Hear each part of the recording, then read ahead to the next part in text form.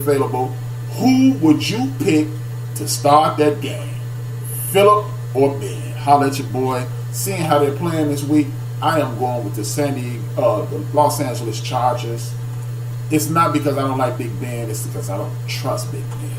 Big Ben is living on a reputation that the Pittsburgh Steelers built for him. He hasn't lived up to any of that. Ever since the defense took over and Jerome Bettis and Willie Parker are not there, you've seen Big Ben put up big numbers, but you've seen Big Ben fold in big moments at the same time. So with that being said, I'm going with the Los Angeles Chargers over the Pittsburgh Steelers. I hate to do it. Mike Tomlin is one of my favorite coaches, maybe my favorite coach of all time. Guess why? But I'm going with them. But I'm going to go ahead and go with the Los Angeles Chargers. I think, hold it.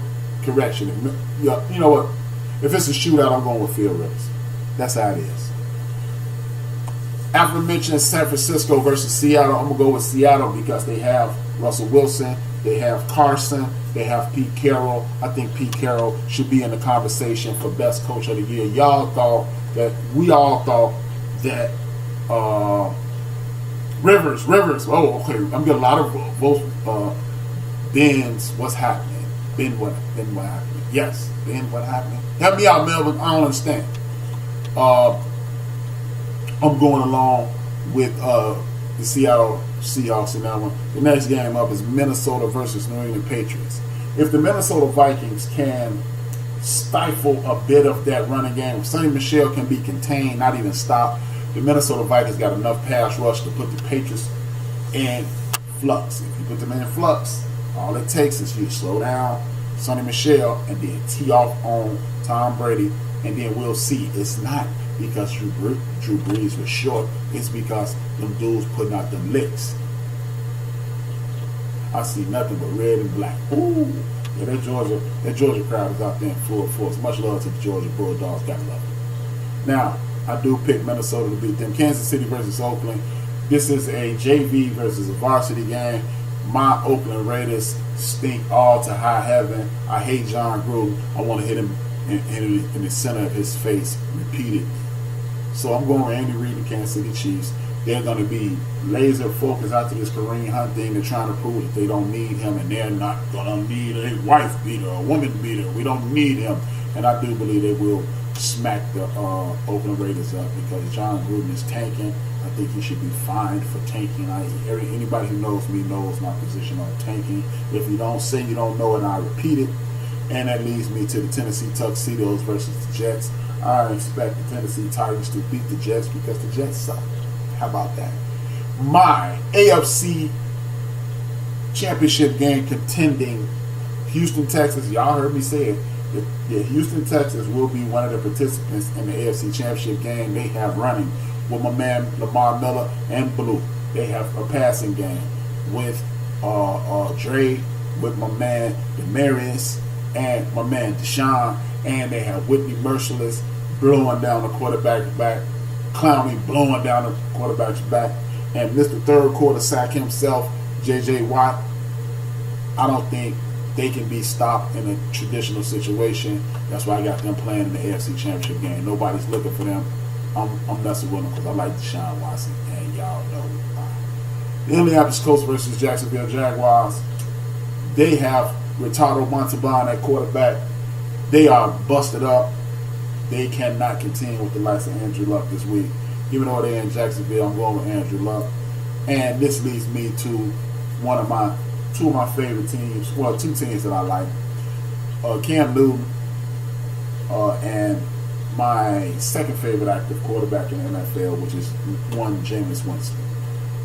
Yep, Jameis Winston is one of my favorite quarterbacks in the league. I understand that sounds crazy for a person who perceives himself as a person who knows football, but trust me, I like Jameis Winston. I can't help it. I was a fan before as he's coming up, and I'm not going to stop being his fan because he's made a ton of bonehead young people mistakes.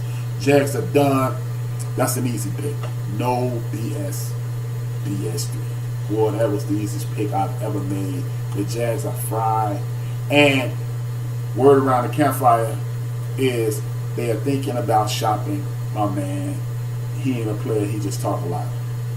Yes, they talking about trading the man because he talks too much and because he has too much bravado. If you trade him, you'll regret it. On the John Gruden side of the game, it's going to be real bad for y'all, Jacksonville. Now, in other news and notes, let's talk about the fact that I am disappointed in my main man, Le'Veon Bell. I know I'm doing a lot of complaining this week, and I usually don't do it this much, but I'm kind of fired up, man. It's just like, come on, y'all. Y'all got to stop telling everybody what's going on in your mind. It's one of my pet peeves with professional athletes. You don't have to stand in front of those microphones to tell these people everything that's going on in your mind. Le'Veon Bell, please, please, please, please. I understand you are no longer going to be employed by the Pittsburgh Steelers. Jalen Ramsey, that is the rumor, BS3, stupid as hell. My man, I mean, he talks his ass off. I love him, though.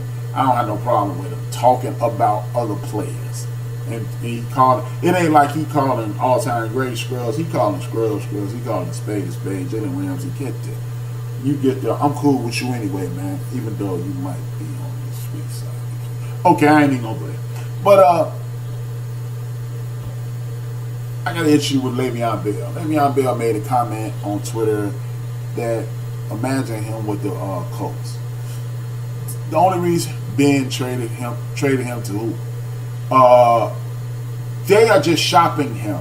I think he has too much personality for Sluggo. I think he has too much personality for my man Coughlin.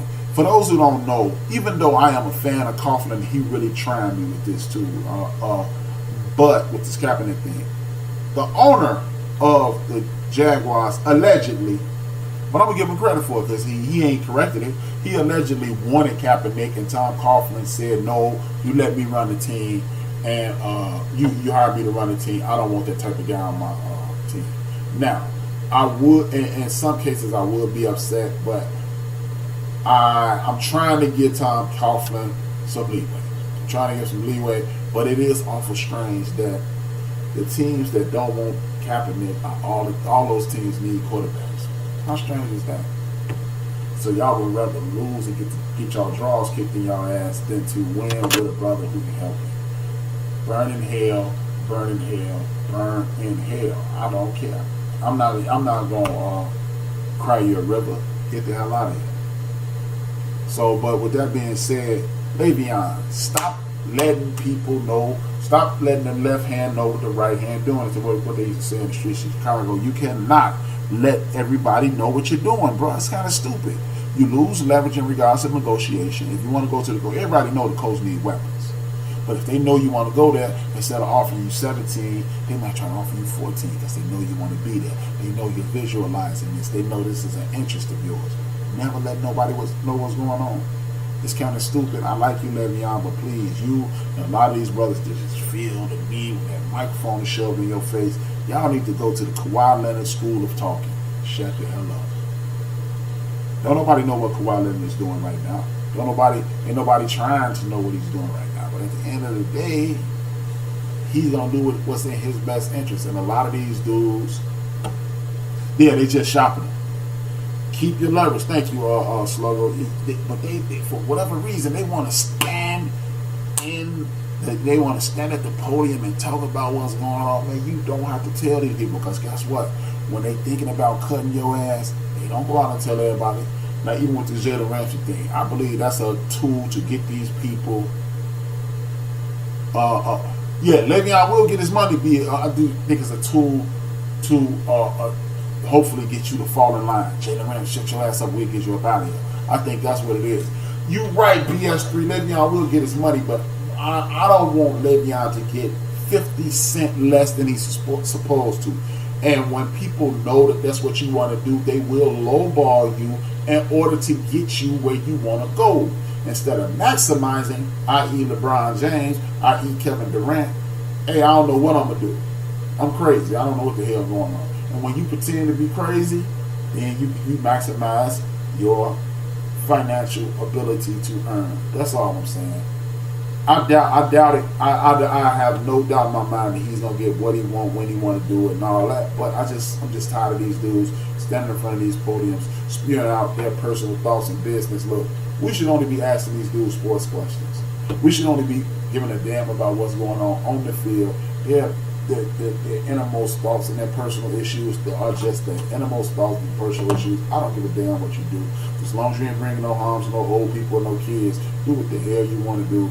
But I'm just tired of them exposing themselves because they don't understand. By and large, mainstream media don't understand you. You can watch these damn shows and you can hear brothers use terms and their co-workers are lost. They let you know, when I leave this damn platform, I don't even talk to this guy. I have no clue of what you're talking about, because if you were spending time around these people, you would know what they meant. You would be able to disseminate what they meant, even if they're using terms that you don't understand. You would use context clues. So why are you, as the player, and why are you guys always, the announcers, the black announcers, y'all always opening up the door? Hey, come on in, understand what we're talking about. And the players, hey, come on in. Let me let you know what's going on, so they can attack you with those things. Stop doing it. That's all I'm saying. I mean, please, jeez Louise, stop telling everybody your business, man. The right hand don't need to know what the left hand is doing. That's all I'm saying. It's just kind of crazy. Now, with that being said, that the MLB is looking real good right now.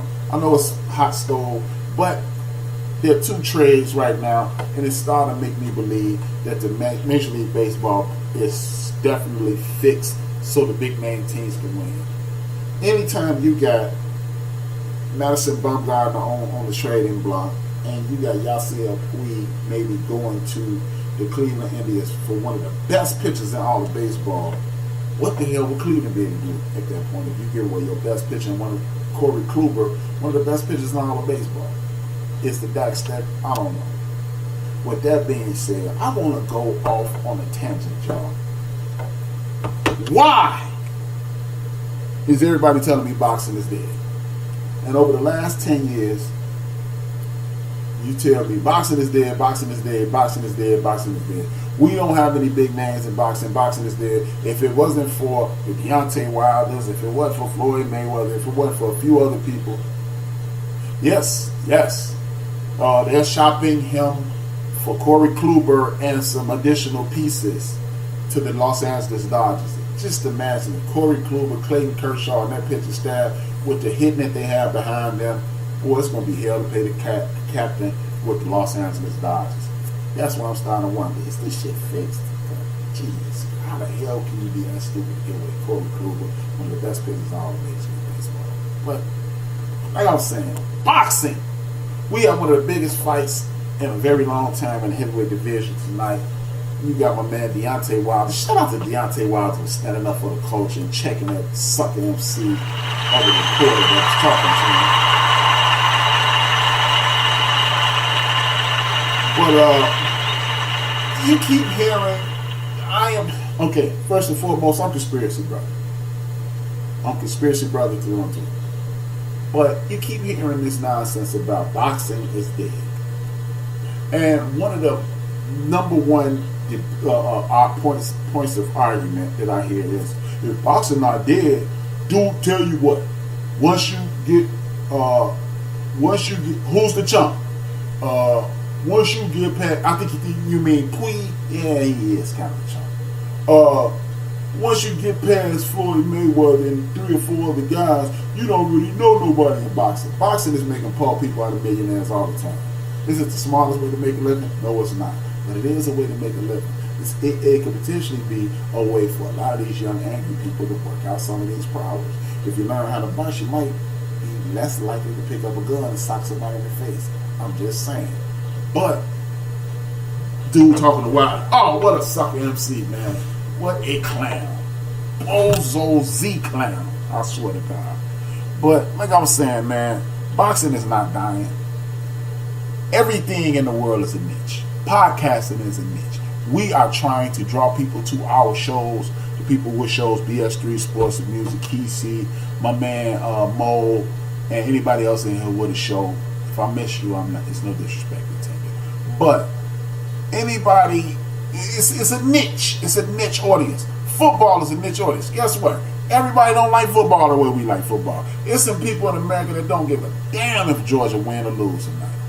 So please, Stop telling me boxing is dead because you don't know any boxing. You don't know any boxers. Your ass are a sheep